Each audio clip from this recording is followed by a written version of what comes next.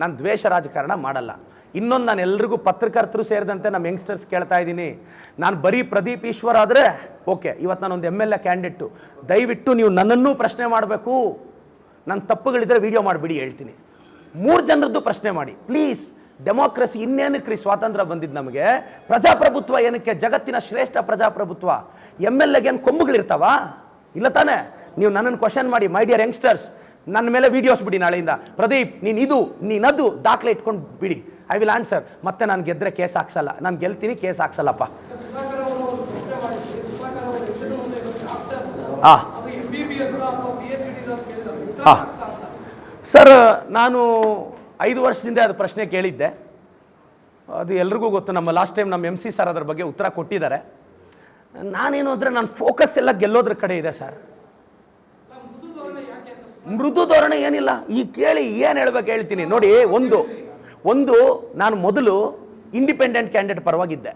ನನಗೆ ಲಂಗು ಲಗಾಮು ಏನೂ ಇರಲಿಲ್ಲ. ಇವಾಗ ಒಂದು ರಾಷ್ಟ್ರೀಯ ಪಕ್ಷದಲ್ಲಿದ್ದೀನಿ. ನಾನು ಮಾತಾಡೋ ಪ್ರತಿ ಸ್ಟೇಟ್ಮೆಂಟು ಕೌಂಟ್ ಆಗುತ್ತೆ. ಮೃದು ಧೋರಣೆ ಯಾಕೆ ಅಂದರೆ ಎಲ್ಲೂ ಮೃದು ಧೋರಣೆ ಇಲ್ಲ ಸರ್.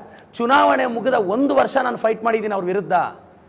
ಬೇಕಾದರೆ ನಿಮ್ಮ ಟೈಮ್ ಲೈನಲ್ಲಿ ಹೋಗಿ ನೋಡಿ. ನನ್ನ ಮೇಲೆ ಹೈಕೋರ್ಟಲ್ಲಿ ಸ್ಟೇ ಬಂದ ಮೇಲೆ ನಾನು ಮಾತಾಡೋದು ನಿಲ್ಲಿಸಿದ್ದೀನಿ. ಸ್ಟೇ ಬಂದಿತ್ತು ನನ್ನ ಮೇಲೆ ಮಾತಾಡಬಾರ್ದು ಅಂತ. ಸೈಲೆಂಟ್ ಆಗಿದ್ದೆ.